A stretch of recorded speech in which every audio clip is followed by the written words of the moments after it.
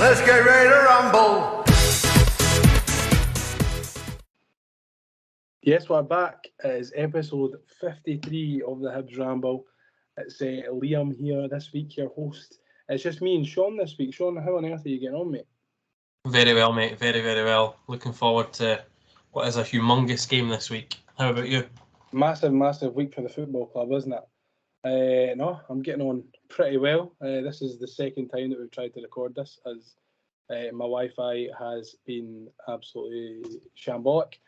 So we've had to resort to recording on my phone, and my back is going to get really sore because I'm leaning over all evening. So that's the first moan that I've got to have a wee moan about today. So listen, before we get into any of the football, I touched on it on the live the other night when we were playing Luzern, that we've got a bucket hat to give away, a League 7 bucket hat. So if you want to be in with a chance of winning that bucket hat, stay tuned, because I'll let you know how to enter the giveaway a little bit later in the podcast.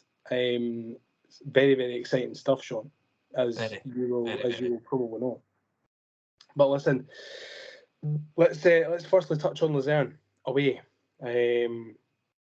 It looked like it was a mad couple of days for the Hibs that went over. We know Mark went over. He landed there on the Wednesday through, Beirut, Basel, Vietnam, wherever he was going. It was some mental route that he had. He got there in one piece, and it looked like one of those all-timer away trips. Shaun, what did you think of the footage that you saw? Yeah, I think I knew that the moment I made the decision that whether I was going to go or not, I knew, regardless of the reasons why I decided not to go, that I was going to regret it anyway. Yeah. And shock horror, I do regret it. But it does look like one of those that, regardless of the fact it was a draw, just the magnitude of the result against the opponents that it was against, everything that comes in with it, the whole trip, the way you need to travel to get there, and all the stuff that comes with it, that'll go down in history as a lot of the supporters' best European away trip, and it'll take some beating because it looked absolutely tremendous. It looked unreal. It really did. We know Mark had an amazing time. We wish that Mark was actually on the pod tonight to talk about it, but unfortunately he can't make it. So just getting on to the game there, Shaun. I don't know. Did you manage to catch the game? I know that you were fairly busy on Thursday night. Yeah, I managed to catch the game. Obviously, it was my sister's birthday, so we were having some scran for that. But no, caught the game. Didn't take the risk of trying to legally / illegally stream it. So paid the funds that were required. And I tell you what, I know we'll get on to the game in a minute, but humongous fan of that commentator. Big fan of the work that he put in and the research that he clearly put in before the match, because I could listen to him and Ali McCoist as a duo week in, week out.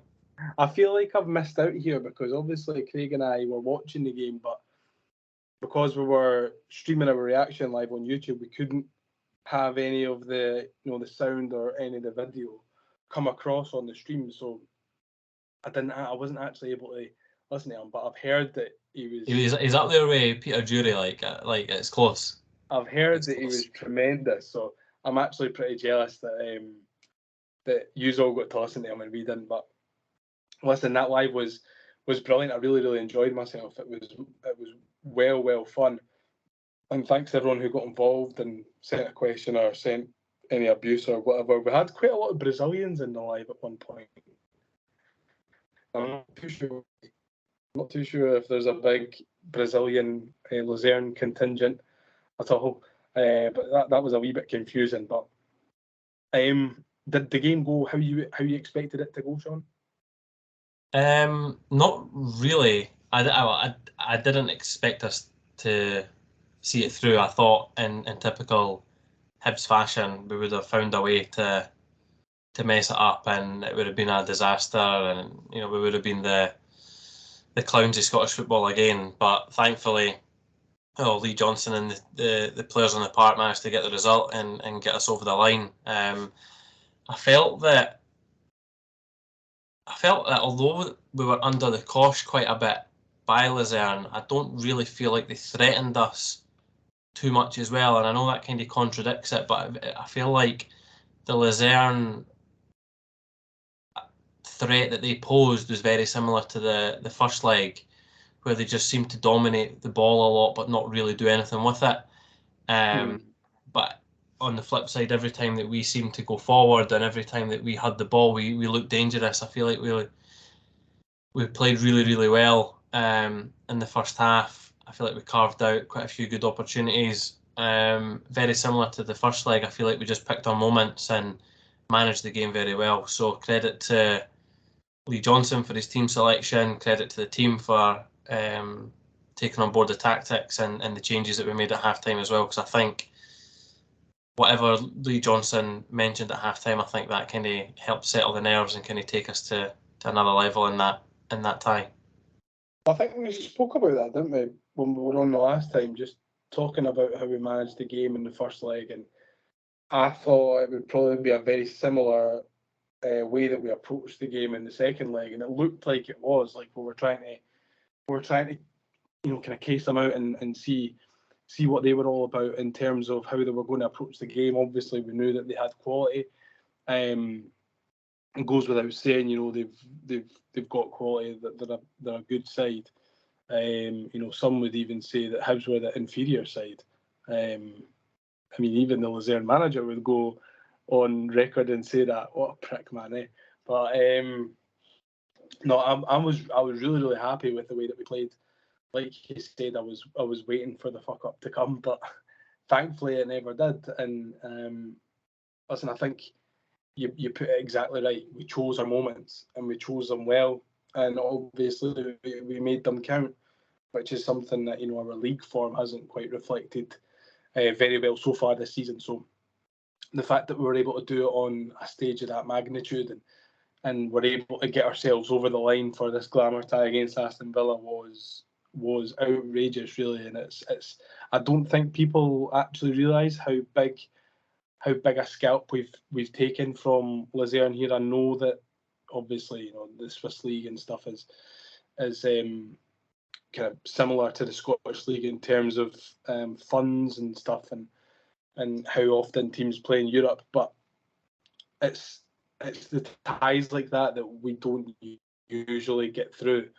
The ties that it's against a team that you've maybe heard of before, playing Football Manager or FIFA or whatever, and then it turns out they've got too much quality for us and we end up getting chucked out. It's exactly the same with Hearts and Rosenborg. I don't like to give that lot any credit across the road, but it was a massive night for Scottish football as a whole on Thursday, and it was all because of Hibs and Hearts.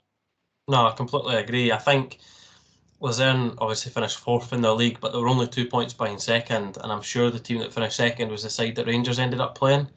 So I know Rangers managed to make it through, but they obviously had a tough test against that side. And obviously our teeth as well.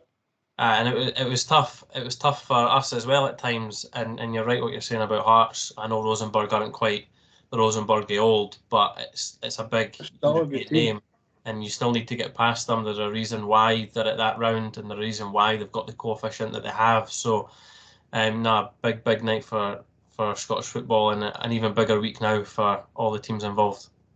Yeah, I've seen somewhere that people were saying this is Hibs' reward. For getting into Europe and getting this far, our reward is this tie against Aston Villa, and I don't know if I really want to look at it that way. As a reward, being able to play a team, I think a reward would be getting to the group stages and getting to experience that. I say that when we drew Aston Villa, I was like, oh, there's no really any winnable ties there for us, and I still don't think that there would be, but Aston Villa was by far and away the most difficult tie that we could have got out the hat, and we got Aston Villa. But I've been saying it all since Thursday. It's not a foregone conclusion just yet. We can't just assume that we're going to get pumped out here because, stranger things have happened, as Craig mentioned on Clyde One Super Scoreboard. He was on the radio the other night. But no, I think obviously it sets up a massive, massive tie, and it's going to be weird seeing an English Premier League team come into Easter Road for an actual competitive game rather than just, two halves of a different 11 and a stupid wee friendly. It's going to actually mean something, and it's going to get the crowd really fired up. Buzzing to see it. No, so I think because it's a night game, competitive, I think it adds a little bit extra spice because there's a certain individual in the middle of the park that's coming back to Easter Road as well. Listen, I don't want that to overshadow the magnitude of the game. But listen, if it gives the players that little bit of edge, and if it makes that certain individual for Aston Villa just that little bit worse, I won't be complaining. I didn't like Ollie Watkins either. Nah, nor do I like Douglas Luiz. But I think based on ticket sales, it's going to be a sellout. Obviously, it goes on general sale at 10 a.m. on Wednesday morning due to the mess up that the ticket office have had. They've had to obviously delay it, but I don't think that's going to impact it at all. I think I think from a crowd perspective, it'll be very similar to the 5-5, where there'll just be such a big buzz about the stadium going into the game. And it'll look like that, like the half and half away stand as well in the south stand. So really looking forward to it. I'll take a 5-5 right now. I tell you what, I wouldn't mind. But I liked the fact that we're going into the game. I know we're getting away from reviewing the Luzern game, and we're not really previewing the Villa game yet. But I like the fact that against Luzern, Boyle, Youan, and Venti managed to get some minutes together in a competitive match. And they looked really good. And I think, listen, if we're going to stand any chance, and we'll come on to the Villa game soon enough in regards to how we could potentially try and get a result, but I think if we've got any chance in any universe of getting a result, we need those three on the park at the same time. Doesn't matter who you come up against, they have a real threat, and Luzerne looked like they were really, really scared of them the other night, and they were really fearing of leaving them exposed at the back with the pace that Boyle and Youan have, and you've seen that especially with the second goal. So where Youan's obviously done really, really well, cut it back for Boyle. I think I've seen that before at Easter Road in a certain game as well. So listen, we'll take another one of them. For sure, and it's funny that you talk about those two players and getting minutes on the pitch, because they both started on Sunday against Raith Rovers. It was a fairly changed lineup. There was a few changes. I've not got them in front of me here because I'm recording on my phone. I would usually have that up on my phone. So there was quite a few changes. Megwa, Harbottle came in. Youan and Boyle kept their place. Help me out here, Shaun. Jago came in. You had Lefondre and Deutsch. You had a beat left back, which I was really happy to see after what I mentioned in the last episode about Lee Johnson being able to trust the beat at left back or not. I know it turns out to be only Raith, but Raith did give us a tough game. So very 4-4-2 like to it. You've been buzzing to see Megwa starting though, Shaun. Oh, tell me about it. I may as well get the flag ordered now. Listen, he done okay. There was a rash challenge in the first half where he got a book in, but listen, that happens in football. So he's the Victor Palpin. He didn't do anything overly wrong, in my opinion. You could see first real competitive game. Yeah, I thought that when he got the ball down on the ground, he was always looking to make something happen going forward. He wasn't too hung up on getting the ball back to Hanlon or getting the ball inside to Jago. He was always looking to beat his man down that wing and get a little bit of space in behind there. And it's quite nice to see. It's something different, to what we've had before. He didn't beat his man every time, but he was getting by Luzern quite often in that first half anyway. and I thought he looked really, really good. Very, very strong for still just a young guy. How old is he, Sean? 19? Is he? 19, so. But he struck up a good link with Yuan quite a bit as well, which Yeah. is quite good. And, we've seen a bit of overlapping as well, which we've been crying out for. Our wing backs getting forward a little bit more, and maybe that was why he went with Obita and Megwa to try and get further up the park and allow Boyle and Yuan to kind of cut inside and help Lafondra and Doige, and Jago could kind of then just sit in front of Harbottle and Hanlon. So it was a very poor first half. For me, the changing point in that match was Joe Newell coming on. His level of performance, considering the opponent that we're going to be playing on Wednesday night, surprised me. Listen, I didn't want Yuan and Boyle getting risked, but they did, and it turns out, obviously, Yuan managed to get a goal and an assist, or got a goal anyway. So it just goes to show that maybe Lee Johnson just doesn't trust the depth in his squad that he's maybe got, because I was expecting to see, Alan Del Fieri play, maybe McAllister, maybe Rudy, Henderson. Maybe I expected them to get minutes, and none of them got minutes. Obviously, maybe if the tie was won, I think they would have came on, but I expected at least a couple of them to start. So I thought so as well. But do you think maybe that because of what happened in the League Cup last year, and maybe even partly because of what happened over in Andorra, he didn't want to be seen like he was taking that risk again. I mean, he could have played all the young laddies and we might have won 4-5-0, but I think the fact that he's picked that team, and that's been a conscious decision for him, even with the game on Wednesday night being of such importance and such an intense game, that he's obviously still taking this competition very, very seriously. Yeah, and rightly so. It was mixed emotions when I seen the team. Like, I wanted more players rest, but I was impressed that we were going so strong. I didn't expect it to be as difficult a result as it was going to be, as it turned out to be. I didn't think it was going to be as late on as that we were going to get the goal and then we were going to go behind. And listen, our big player stepped up. Venti came on, got his goal, which again, great for him. He'll be fine, although he got his burst nose. That's a real welcome to Scottish football for him. So and that's good to see that Club have came out and said that he'll be fine for Wednesday, which is good. Thank God. Yeah. It's good for Harbottle to get some more minutes. Listen, he was absolutely rotten against Blackpool, but he was very solid the other day. So again, just another competitive match under his belt, and we got over the line. I couldn't have really cared how we'd done it. It was just all about getting the result. So we managed to get minutes in the legs of Miller again, and maybe just more about keeping those players fresh rather than anything else. And thankfully, we didn't get any injuries or anything like that could potentially affect Wednesday's starting 11.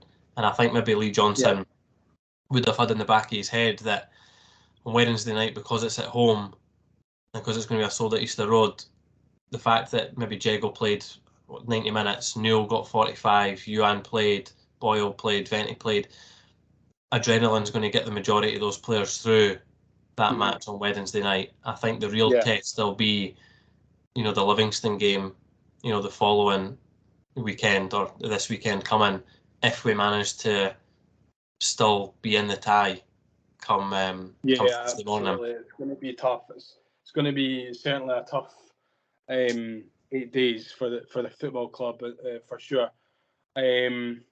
Just quickly on the the second half of the Raith game. Obviously, Yuan gets his goal from the corner. A wonderful Newell delivery. He changed the game, I thought, as well.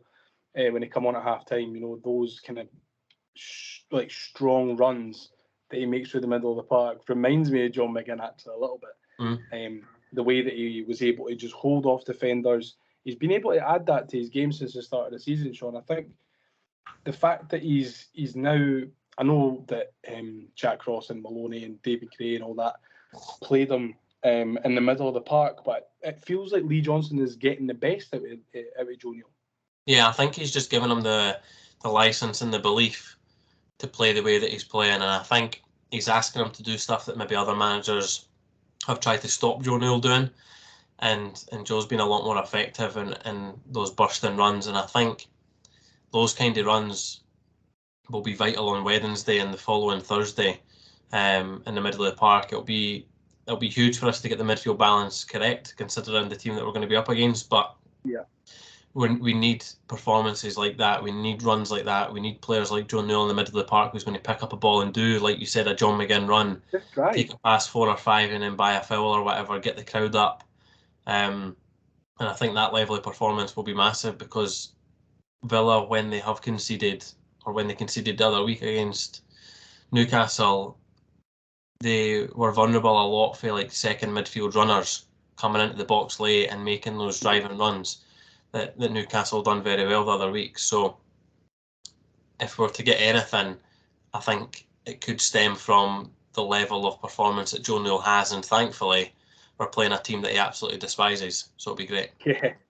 Yeah, absolutely. I think no one could have asked for a better match for Joe Newell. Joe Newell couldn't have picked a better game for Hibs in Europe than Aston Villa. But listen, we'll get onto the Aston Villa game in just a second. Don't worry, we're so close, we're nearly there. But first, we have a pie review. Which pie is the best in the pie review? Which pie is the best in the pie review? Now, Shaun, did you go to Easter Road on Sunday? No. Oh, you didn't know. There's a shock. No. So your Easter Road pie review will need to wait until. Fair play to everyone that did go on Sunday. But I went. I applaud them. Fair play to me. But Hibs, you're up first on my pie review table this season. Mark's been the only other pie reviewer so far this season, and he had a pie at Motherwell.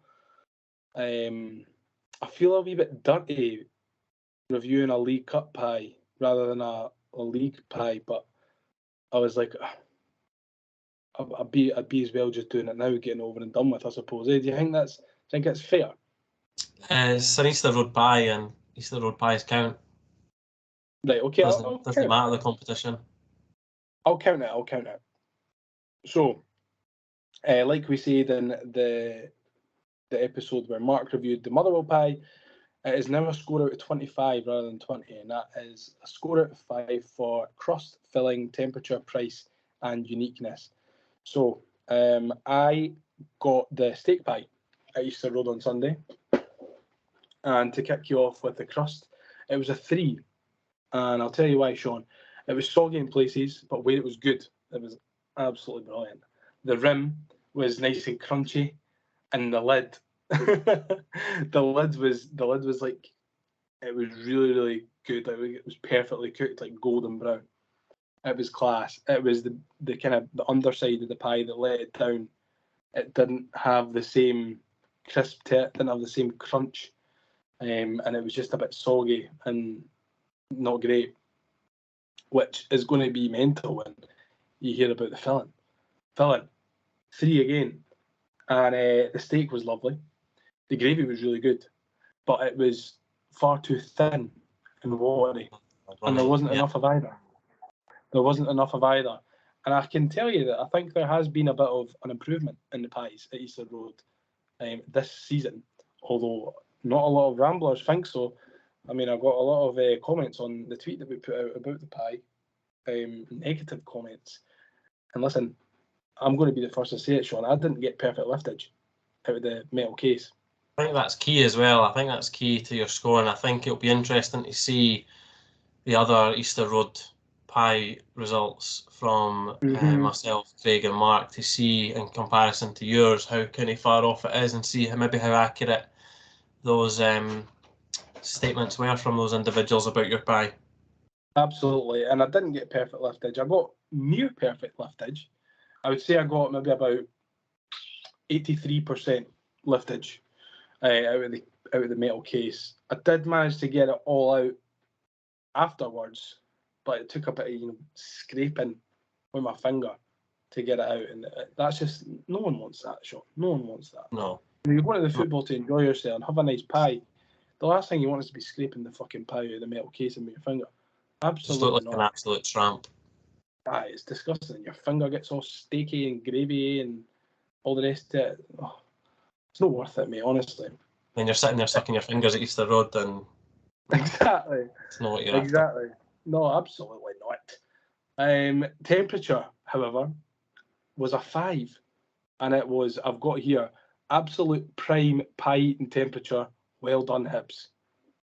Now, this pie kind of gave me the vibe of it was freshly baked when I got it, rather than it was baked and then reheated.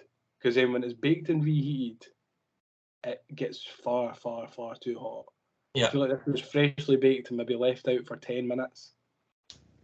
So it was like at the prime temperature. I feel like you find that with the pies that are at a non-league game, where the crowd is low and they're not rushing to make the pies. Very similar to Which is why I thought maybe it was bad to do a review for a League Cup game, but fuck it, I'm going to do it. I mean, I'm the creator of the Piemiership. It's my you rules. make the rules. You make the rules.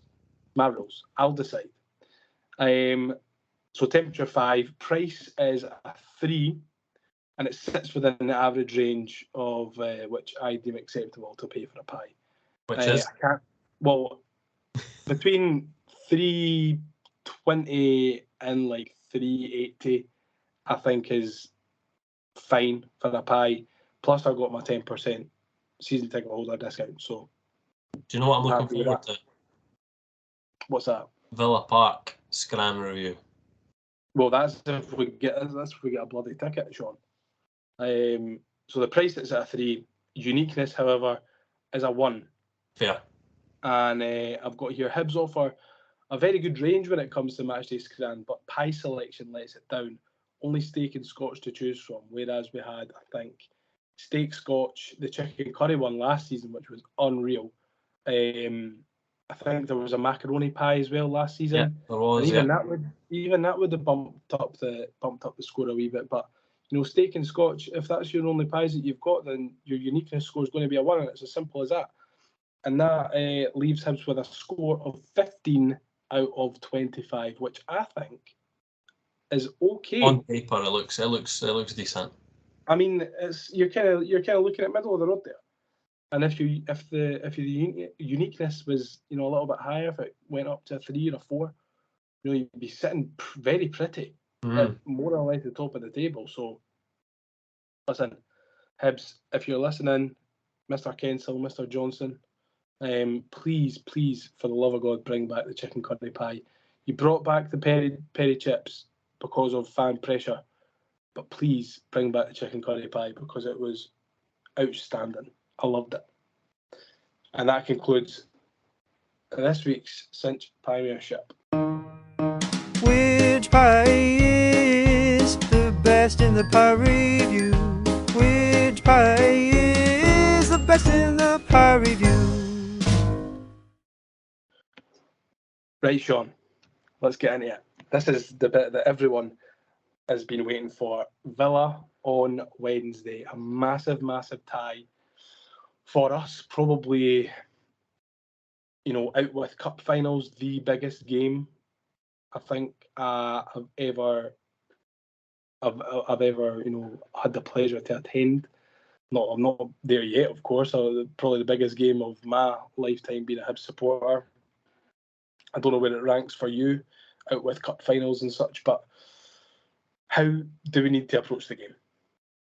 I think in regards to where it ranks, it's certainly up there for me. I think if I was a little bit older when we played Athens, I mean, I was at the game, but I think I was maybe only 8 or 9 at the time. Can't remember the year we played them. I think it was 01 or something like that. So that for a non-Hampden,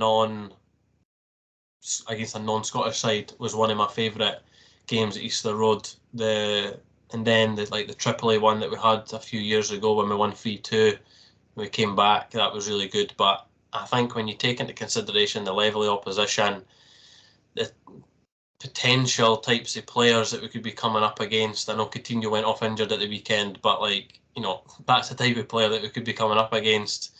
We're going to come up against a World Cup winner as well. So it's got the makings of, putting the result or potential result aside, it's got the makings of one of the best games that you could attend at Easter Road in a very, very, very long time, especially in our generation.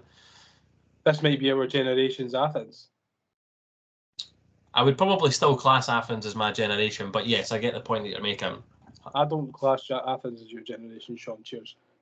But were you not like 5 at the time? Nah, I was. If it was 01, I would have been 4. Aye, so.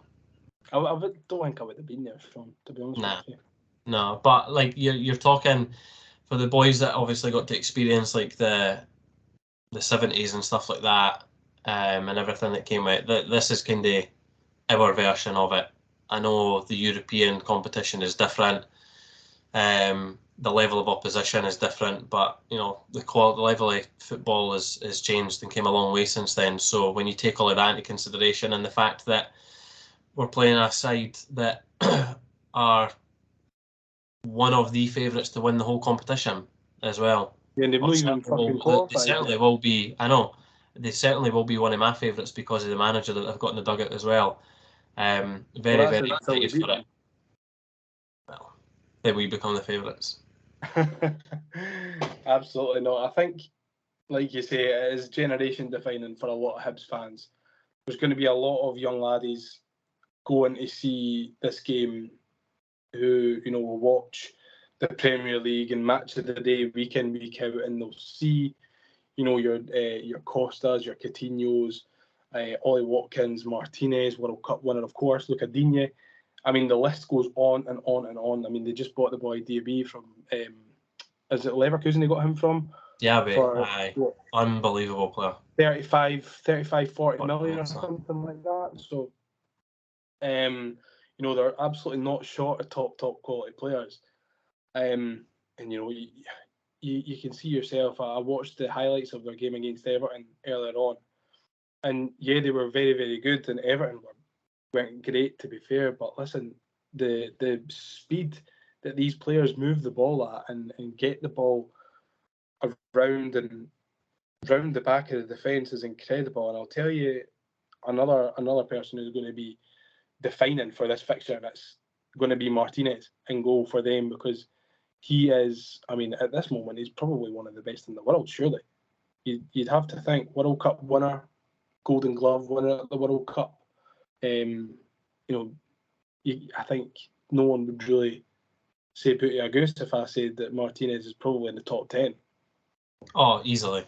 Easily. I'm a big fan of his as well, and I'm a big fan of the shithousery that he's got in him as well. So, big fan. I think he's a great goalkeeper.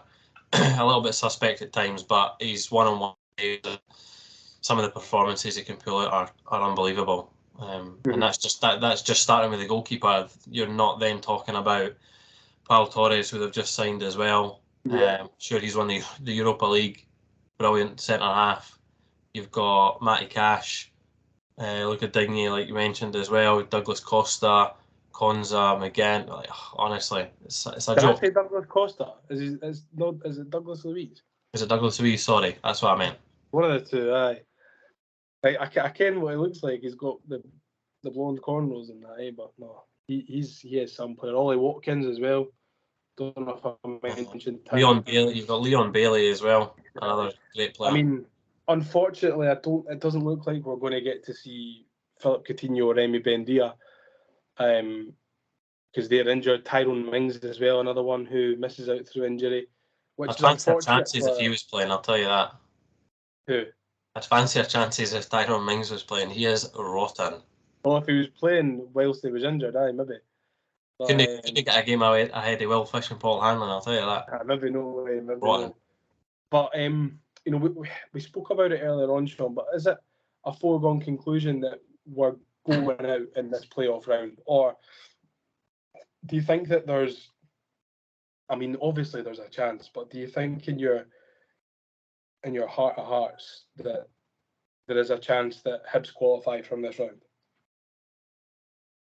The closer it gets to kick-off, the more likely I am to say yes to that question. But that's only natural. I think I said this the other week, I've tried to detach myself over the years about the emotion that comes with supporting Hibs, but it's very, very difficult to do. And the reason why I've tried to do that is because, not of instances like this, because we don't come up against opposition like this, but you go to Tynecastle, you go to Hampden, and you're like, oh, we're going to get beaten. And the closer you get to the game, like, you're guaranteeing yourself a victory before the ball's even kicked. So, That's what I'm like for Wednesday. well, I think the vast majority of our support will understand and accept the fact that it will be a miracle that is required. You're talking like prime Barcelona, Celtic kind of level, if not bigger. Like, you're maybe talking a Manchester United versus an upper League One side in England, like that kind of thing. But these upsets do happen. I know their manager is very, very experienced on a European stage, but you're just hoping that some of the players can maybe get put off by the Easter Road atmosphere. There'll be one player that will be thriving on that, that's for sure. But I think the fact that there's not any pressure on us, I think the fact that the players know that there's not any pressure on us from the support, they have that ability to maybe relax a little bit more, maybe try things that they maybe normally wouldn't try. It's a sold out Easter Road, it's a night game, it'll be under the lights. I think the fact that we're playing at home first is a huge factor in the tie as well. If we were to go to Villa first and they were to put us to bed, and then we're just coming up the road to Easter Road to, have a kickabout when we're already 5 or 6-0 down on aggregate, the level of performance and the level of support that would be in that game at Easter Road just wouldn't be anywhere near what is going to be on Wednesday. So I think the fact that we're at home is huge. Mm-hmm.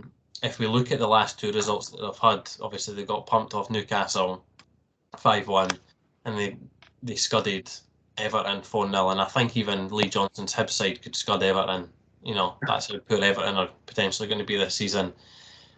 If we're going to get anything for the game, we do, as we touched on earlier on, we need those kind of runs from Joe Newell, or those your second man runs for Josh Campbell if he's on the park, whether it be the second half or not, coming into the box, arriving late. Villa do seem to struggle with that, tracking the late runners, the second balls. So like when a ball's getting crossed into the box and we're getting the first header, they're maybe not picking up on the second one and they're getting exposed there. The fact that Digne and Cash play so high to allow their wingers to come inside, very similar to what Boyle and Yuan will be trying to do for us. I think because we're playing at home, I think we maybe need to take that risk and say, right, Yuan, right, Boyle, you maybe just stay high and wide. Let them come in and just ask a lot of whatever that midfield three is going to be to try and double up on their wingers and their midfielders, just to try and give us that out ball. Do you think it'll be kind of like, when Robbie Neilson was in charge first time at Hearts? I know that this is a far cry, in terms of quality and stuff, but when Robbie Neilson was in charge of Hearts the first time, and he loved to play his full-backs and his wing-backs really high, and our joy came from getting in behind him, the long ball over the top and hitting him on the counter. Do you think that's going to be maybe the same sort of vibe that we're going to see on Wednesday night? Potentially. I think the way that both sides want to play and try to play are very, very similar. Obviously, Aston Villa being a far higher level than us. But in regards to trying to get the fullbacks high, whether it's Stevenson or Obita or whether it's Miller, Miller likes to bomb forward. Obita likes to be high and wide as well. Boyle likes to cut in and try and get involved in the game and shoot. So does Yuan. Very similar to how Diaby or Bailey might do for them, or Matty Cash might do on their side. A lot of their success against Everton came from their wingers cutting inside, which is why it's going to be such a massive importance of our midfield being on it, because they're not only going to have to track the wingers coming inside if we're hoping to keep Boyle and Ewan higher up to try and expose them when we try and attack, but then you're going to have to then keep an eye on Douglas Luiz, Kamara, John McGinn, and all these second and third runners that are coming in the box and picking up the scraps, and they're naturally going to be more alert than us. So we need everything to be pinpoint, and I think a lot of the game will try and keep them wide and we'll just try and get as many bodies between the 18-yard line, and try and make them cross the ball instead. And I would back Hanlon and Fish and Lewis Miller to win a header against Diaby or Bailey or Watkins and things like that, because obviously naturally they're taller. So it wouldn't surprise me if we try and keep them out wide and force them out wide, and try and ask them to cross the ball a lot instead of cutting in and doing quick 1-2s. It's just whether we can cope with the onslaught of the attack that they're going to have, and again, picking our moments.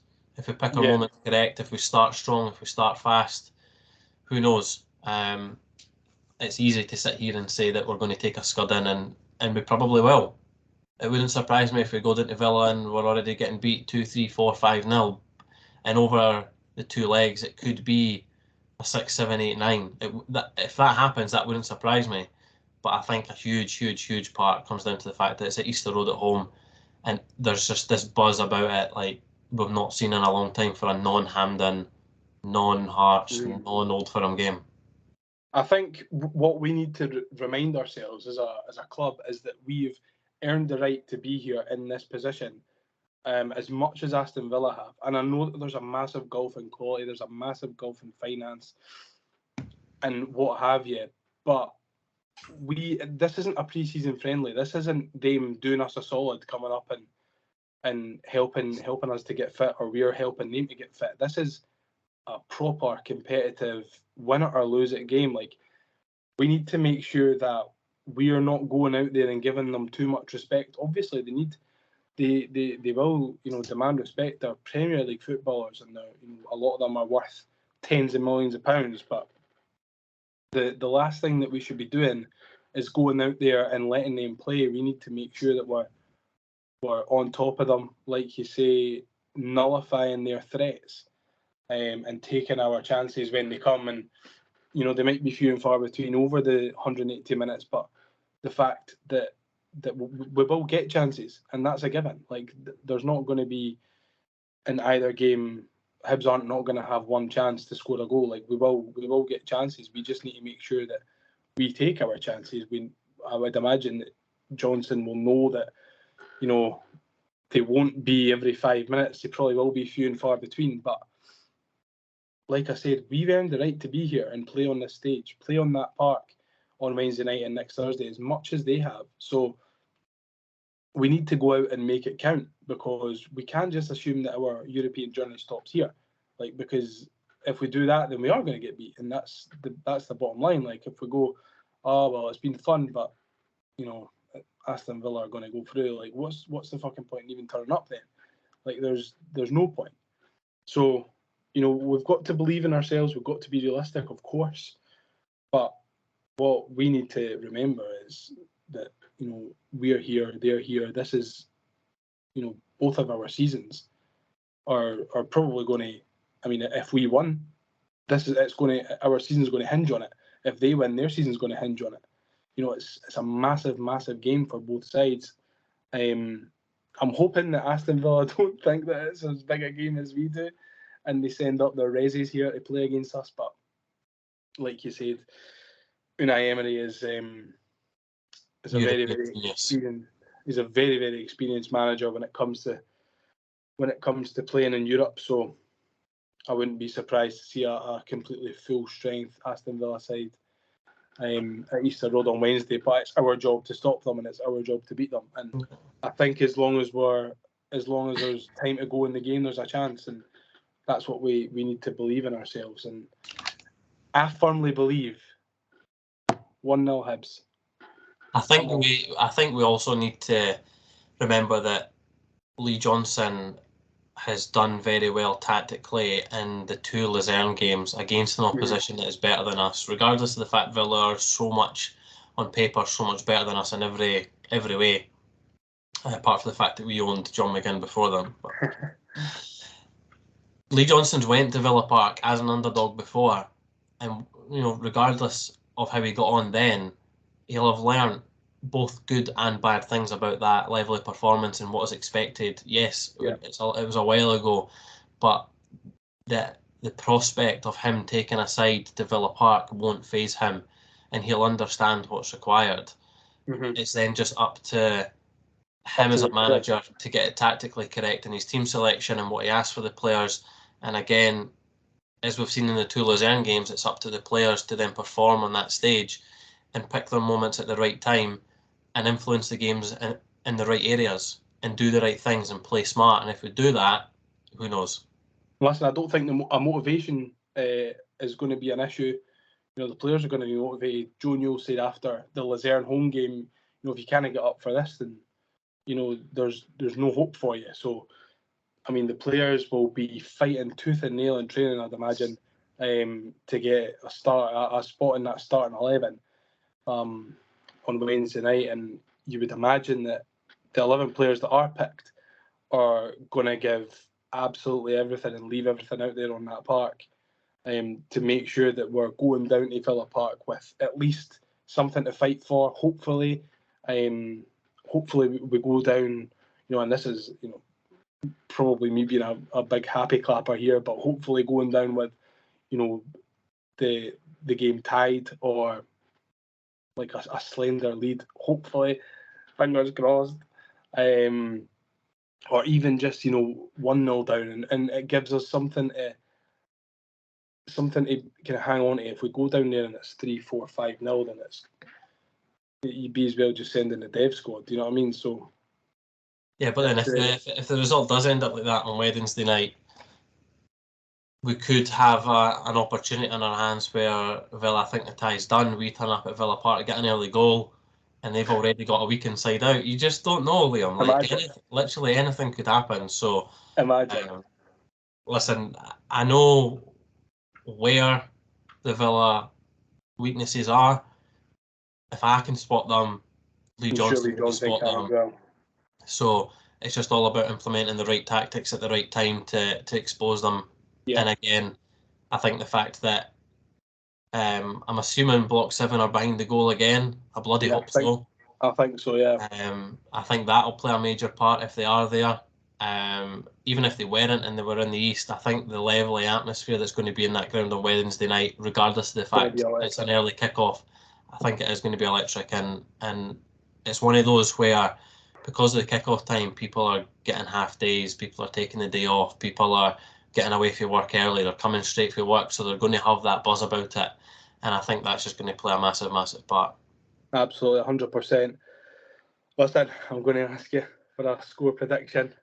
Well, Craig probably wouldn't be too fussed about it because the game is only a couple of days away at time of recording. But go on then, Shaun.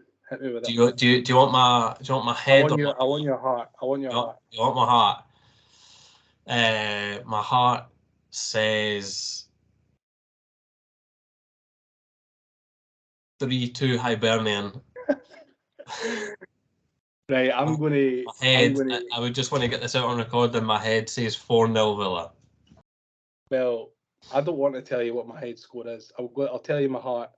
My heart says 1-0 Hibs. My head says 1-1. I'd take either. I think regardless of however the outcome is on Wednesday night, it would be rude of us not to touch on obviously the game at the weekend as well. In the Livy game, it will be very, very interesting, especially if we're in the tie in any way, shape or form, even if it's like we're 2 goals behind or whatever. Yeah. It'll be very, very interesting to see not only the lineup that we have on Wednesday, not on Wednesday, on Saturday, because the game's staying on the Saturday, to see how we face up, and not only how we face up, but how we perform as well. Because people naturally, whether the tie's over or not after Wednesday night, or if we're still in it, there's going to be that hangover again. I don't like using that, but I think with a game of this magnitude, it's only natural where there's going to be a hangover of some kind, and there's still going to be players with an eye on being fit and being able to play at Villa Park. Do you know what I mean? Like Ellie Yuan will be dreaming of going down to Villa Park and performing and getting a wee wheel up on his up on his Instagram for everyone to watch. So I don't know what you think going into Saturday as well. I know it's all if, buts and maybes at the moment, depending on Wednesday. I'm not going to lie. We've still got 35 league games after this. if we're still within the tie, I couldn't really care less about Saturday's performance and Saturday's result, as long as we're still in the tie going down to Villa Park. Yeah, absolutely. I don't know.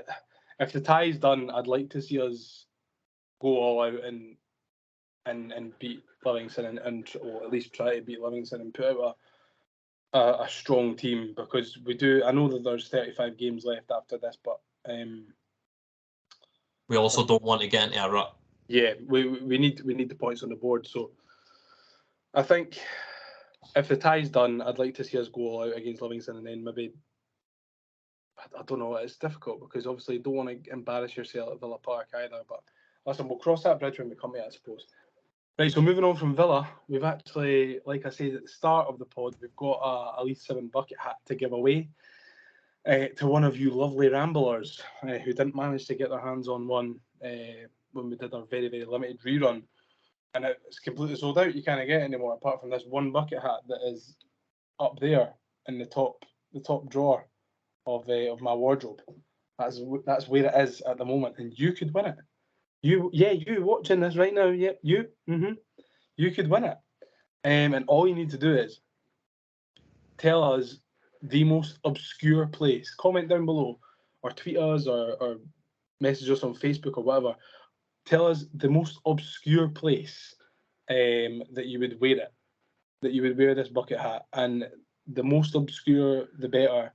And we'll go through the comments and we will pick the best one, and the best one will win the hat. And then it's as simple as that. So if you want to be in with a chance of winning the bucket hat, then tell us the most obscure place you would wear it, and the most obscure place will win the bucket hat. And it's as simple as that. Shaun, where would you wear your bucket hat? What was the obscure place you would wear it? I would have worn it in Iceland if we no, Iceland, Finland, if we had it back then.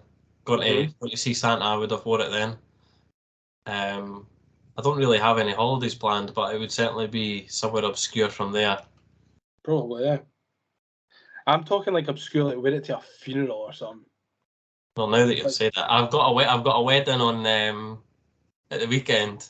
I'll take it with me, and I'll just. Come on, Shaun, good son. You wear it to my wedding. I'm one of the groomsmen as well, so when the bride's walking down the aisle, I'll just chuck it on. Get a wee selfie, you can win the bucket hat, man. Imagine. Amazing, mate, amazing. Right, okay.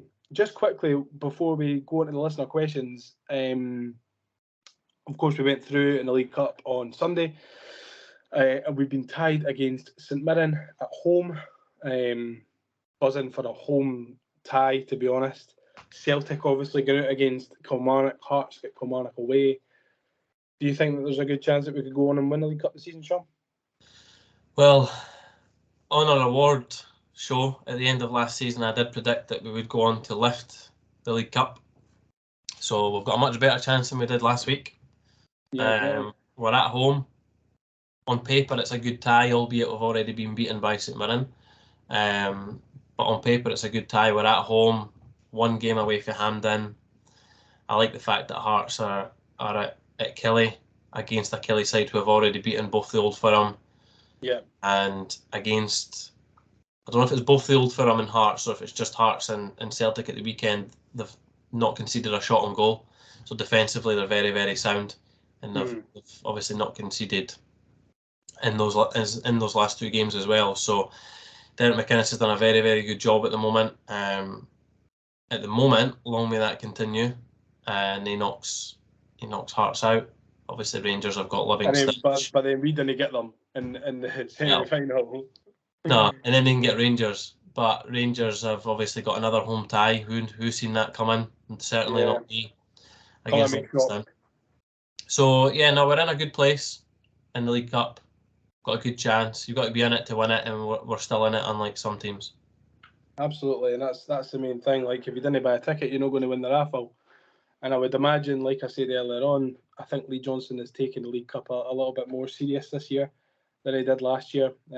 Obviously, it's not pre-season games technically anymore, so it's we're into the last 8 of the cup. So that's where you want to be. So if we could get a trip to Hampden, it would be a fairly good result for the League Cup, I suppose. I think Lee Johnson himself needs a trip to Hampden as well. I think obviously with not taking us there with the League Cup issues that he had last season, with the amount of people that still want him out, I think it would be good for him and for the club if, it's always good to get to Hampden.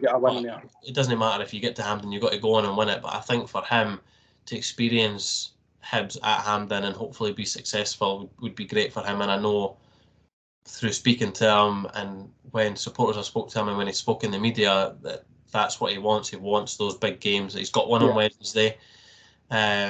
He's got one next Thursday, and he's got the opportunity, if we can get past St Mirren, to take us to Hampden, which I know he'll be frothing for. Exactly. And listen, you look at the state of us in the first 2 league games of the season. Obviously, we've not picked up any points, but we're one game away from Hampden. And regardless of the opposition, we're 180 minutes away from the Europa Conference League group stages. So it's it could you would turn out. You would have took that at the start of the season. Lose the first 2 league games, and you're within a chance of group stage football. Simple. Exactly, and it's a massive chance for us in both competitions. Obviously, the Scottish Cup's not kicked off yet, but it's a massive chance for us in both competitions for us to progress a little bit further. So hopefully we can do it. Obviously, we'll talk more about the St Mirren game when the time comes. But for now, Shaun, we're going to wrap up with the listener questions. Now it's time to answer the Hibs Ramble listener questions. And I believe you are going to read them out because I can't use my phone. I'm recording on my phone. You're recording on your phone? You've not said. I am recording on my phone. Can you tell? That look a wee bit better. Camera quality is really good. Camera's a wee bit better this week, So I didn't know your phone had a wide lens. I'll be back to my Shan laptop camera next week. Don't you worry about that, Sam. Colin Superdry McLennan fired in with any recommendations on where to watch next Thursday's game in Birmingham should I be unable to secure tickets to Villa Park. And I don't have any recommendations. I've never been to Birmingham. That question is coming a week or maybe even 5 days too early because the following week after the away game I'll be down in Birmingham for work. So I'll tell you then. I'll tell you after I've been to Birmingham. The next game week after the game. Fair enough. Just in case we get there again. I'm sure Kieran Power will let us know. I think he did that for the pubs in Luzern. So I would imagine that we'll find out somewhere to go. And even if we don't get tickets for the game, which obviously I'm hoping that we do, but if we don't, then I'm sure it'll be a massive party atmosphere. We'll ask Joe Neal where his family are going. His friends and family are going. We'll just go there. Gav Dick, can we as a fan base stop getting on the managers back after 2 defeats? Getting bored now. Don't get me wrong.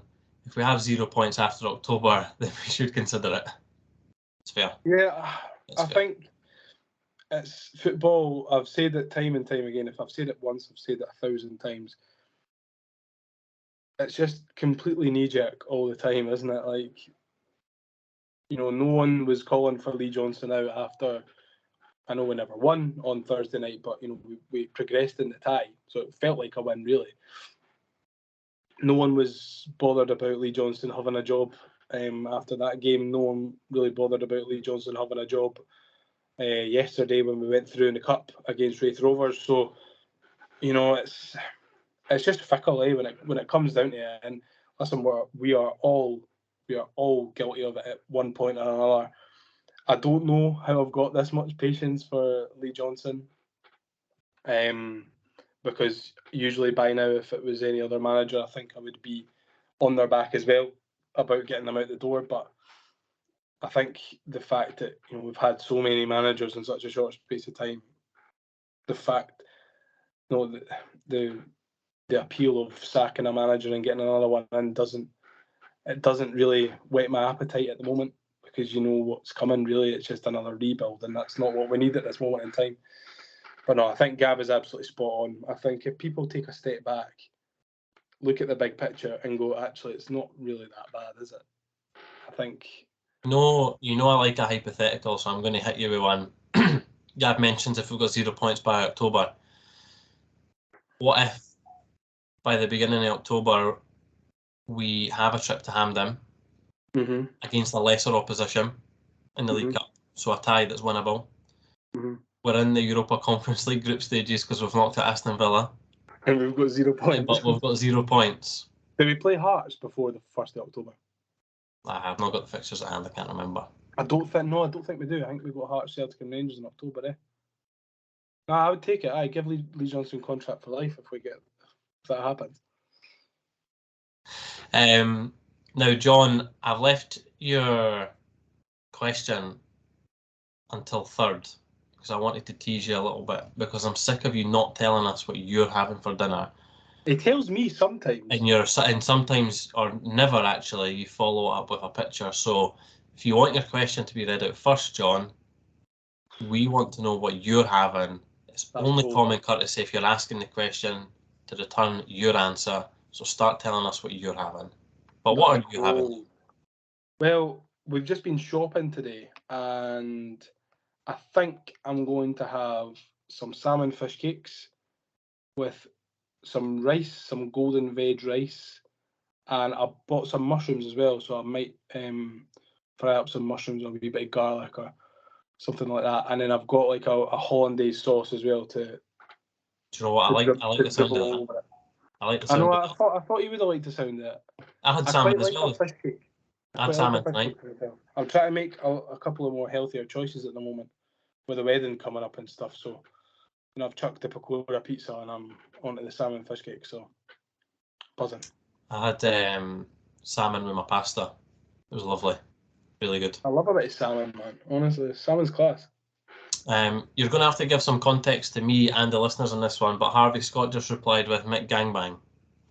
Yeah, this was if you go down, I replied to him.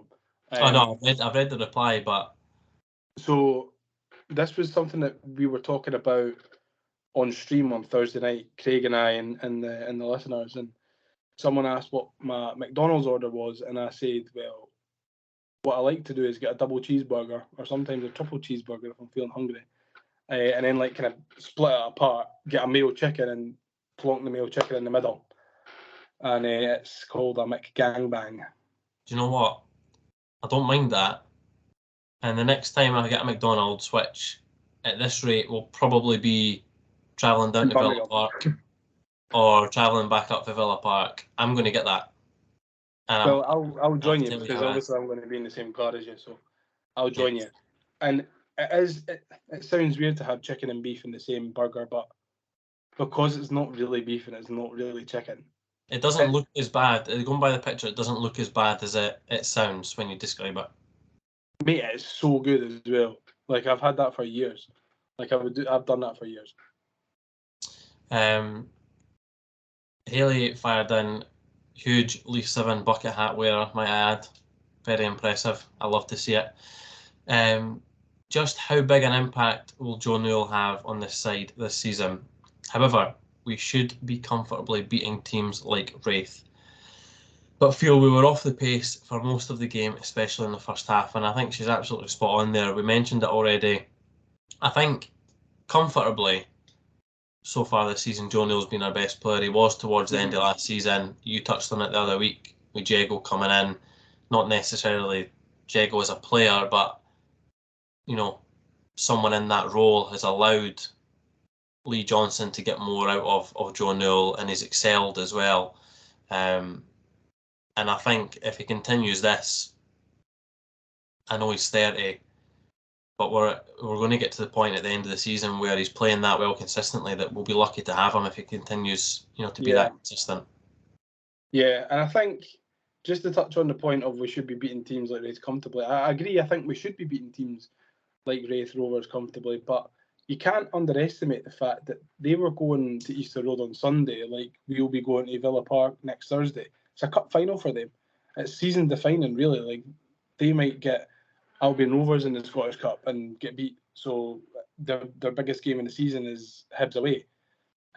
So they're obviously going to be up for it. And to give them their due, like to credit them, I thought they played fairly well in the first half. They caused us, a fair few problems.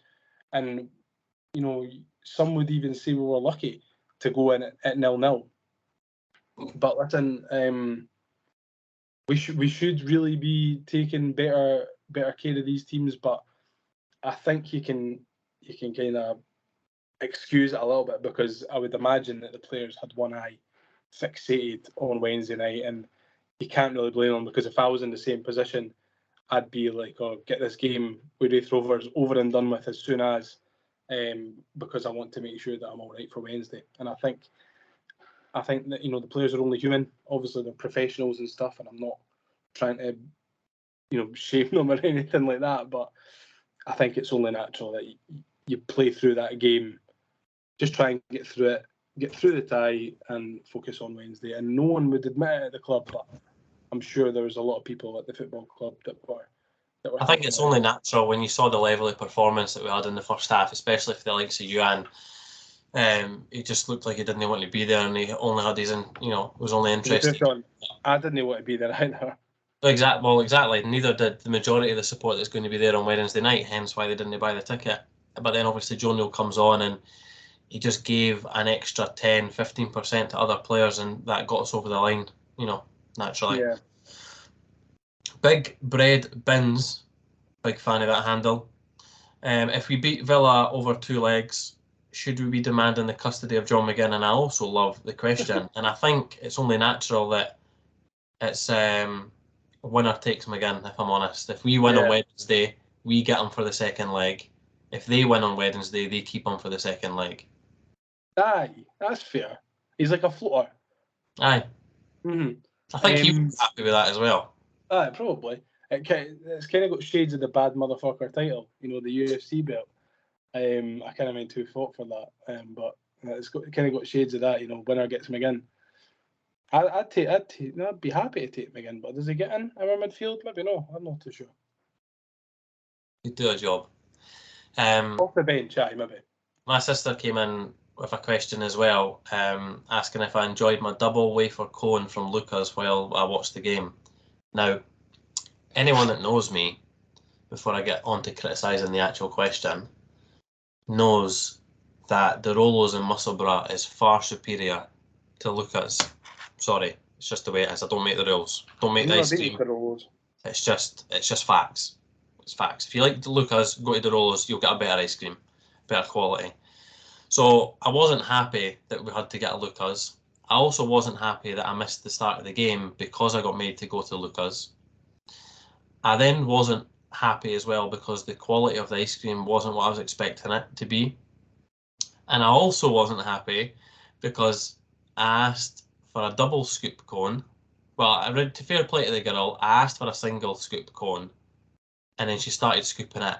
And then I saw it was only a little bit more price-wise for a double, so I went, oh, in fact, can I get a double? So instead of taking the 1 scoop off the 1 scoop cone that she'd already done and put it on the second one, and on the double one, she just got a second scoop, like a double scoop cone, and just put the single one in it, and then put the single scoop on top. So I had 2 wafer cones, a single inside a double. So by the end of it, my mouth was beyond dry. So it was not enjoyable, not an enjoyable experience. And for someone who is such a pro De Rolos, 2 words: won't be back. What flavour ice cream did you get? I just went safe with vanilla. I just went safe. That's what you get, to be fair, by being a little bitch. Tell you what, I got vanilla. Go to Lucas and then go to the Rolos and come back to me. I've been to Lucas and it's great. It's great. It's absolutely great. They've never messed up my orders. Maybe because actually, I'm just telling you that the Rolos is superior. It's maybe because you're no proper mussy, eh? Maybe that's what it is. Difference does that make? Maybe they just didn't like you. Didn't like your kind. Maybe. That's a different level of conversation that we maybe need to have with the employees of Lucas and Musselburgh. Maybe that should be the East Lothian Ramble. We should do a ice creamiership instead. Just going around Scotland and tasting ice cream that is close to each stadium. See how that goes down. So yes, Megan, improve your level of questioning because you were there. you're aware of how that ice cream tasted, and you're aware of how I felt after it. So It's actually quite bet. pathetic. Quite pathetic question, to be honest. It is. It's disgraceful. I'm actually embarrassed. I'll be the first to say it as well. I'm embarrassed. Moving on from one embarrassment to another, my dad came in. Now we asked for questions, and he provided us with a statement. So not off to a good start. However, I hope Joe Newell plays all 90 minutes on Wednesday because he's a game changer. So he redeems some levelly points because he's factually correct. However, he is stating the most obvious thing. So, but another news, grass is green. Correct. Well done, Martin. Do better. Cheers, Marto. Jack Nicholson says, can't see us getting anywhere with Johnson. Understand we won, but should be winning 3-0. And I think that kind of ties into what you were saying regarding Haley's thing. Haley's question about the fact that we should be beating Raith more comfortably, but due to the nature of the game and when it was, circumstances around it, that kind of plays a part into the level of the performance that we had. Wouldn't you agree? Yeah, I just think that sometimes we need to chill out, calm our jets with expectations. We can't be going out and thumping Raith Rovers 3-4-0 when the players will have an eye on Wednesday night. So it's just not realistic. But listen, I get the frustration. I completely understand that. Obviously not winning either of our opening league games, and that poor first half against Raith Rovers. I get it. I really do get it, and I understand that the patience is running fairly thin with Lee Johnson at the moment, but listen, we've got to back him until he's not the manager anymore, because we're not going to get anywhere if we don't. Yeah, I'm going to merge two questions into one here, one for Jeff Ashton and one for Rudy on Instagram. So first of all, I'm delighted to see that Jeff Ashton is alive and well, considering the shit show that he had for Luzern. I'm glad he made it back to Edinburgh alive, which is good to see. And based on the photos, looked like he had a well good time as well. He's talked us through the team for Wednesday, so I'll go through his team and then you can hit me if you agree, disagree, where you'd make the changes, because that's the question that Rudy asked us. So Marshall, Miller, Fish, Hanlon, Stevenson, Diego, Newell, Obita, Boyle, Venti, and he's put Yuhan. So I'm not sure if that's a sign-in for China or what, but no, obviously it means Ellie Yuan. So that's the team that Jeff has went for. I don't Can you really see midfield again? Diego, Newell, and then it depends if that's a 2, and then however you want to place Obita, Boyle, Venti, Yuan is up to you. I think the only change I would make is, and I feel bad saying it because I love him, but I think I would trust Obita over Stevenson at left back on Wednesday night, and maybe bring in another centre midfielder, maybe Campbell. Campbell will give you energy. I don't know about Dylan Levitt. I don't know if he's fit or available to play at all. But I think a midfield 3 of Diego, Campbell, Newell maybe does us all right, with then Obita and Miller, either side of a back 4, and then your front 3, Yuan, Boyle, and Venti. So I wouldn't, don't quote me on what the team's going to be, because I've not got a clue. But I think I would prefer having Obita starting a left back rather than Stevenson, to be honest with you. I think that would then come back to the question that I posed on the last episode, though, and I wonder if maybe that's why Johnson likes having Obita ahead of Stevenson, just to kind of give that defensive security for both of them. I tell you what, though, regardless of Lewis Stevenson's age, I am really, really looking forward to him going up against either Diaby or Leon Bailey on their right side, because that is going to be either tremendous to watch or torture to watch. It'll be interesting. It'll be interesting to see how they deal with players like Stevenson and like Josh Campbell and that. I think it'll be a really interesting game to watch. I mean, probably even better if you're a neutral. Obviously, we're going to go in there with being fueled, full of emotion, pumped full of emotion, ready for the game. But if you're a neutral watching it and you've not got a side, I think it would be quite a quite an interesting game, unless it takes a turn and it's Villa 6, Hibs 0 at half time. I think it probably could turn out to be, one of the better games that we've seen at Easter Road. Yeah, I certainly don't disagree with Jeff in regards to his team. I don't think he's overly, too far off it. It wouldn't surprise me if that is the team as well. I think based on recent performances, that's probably what we would need to go with. Levitt is, I assume, going to be out. He's been in a moon boot since the Luzern game. We don't know the extent of the injury, so we've just got to hope that it's not too long. Campbell seems to maybe not really be trusted to start in these bigger games based on recent team selections. It will be interesting to see from the midfield onwards what that team selection and shape's going to be, because I think the back four is correct, and I wouldn't really want to see Johnson go to like a 5 or a 3-5-2,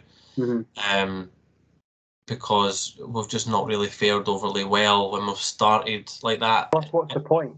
What's the point? If you're setting up to, I mean, if the first game was at Villa Park, I can maybe understand setting up defensively and trying to take something back to Easter Road, but the first game's at Easter Road, we've got to go for it, and if we don't go for it, then we'll be at the tie.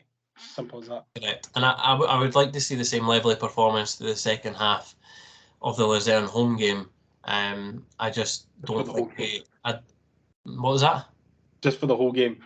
Aye, just for the whole game, exactly. But I just don't think we've got the minerals to dominate or play that well against what will naturally be 5 narrow attackers in behind Ollie Watkins, because their wingers come in and play in beside and behind the striker, so it's going to be a very, very crowded middle of the park, which is why, again, I want us to try and force them wide and let them just cross balls in for fun.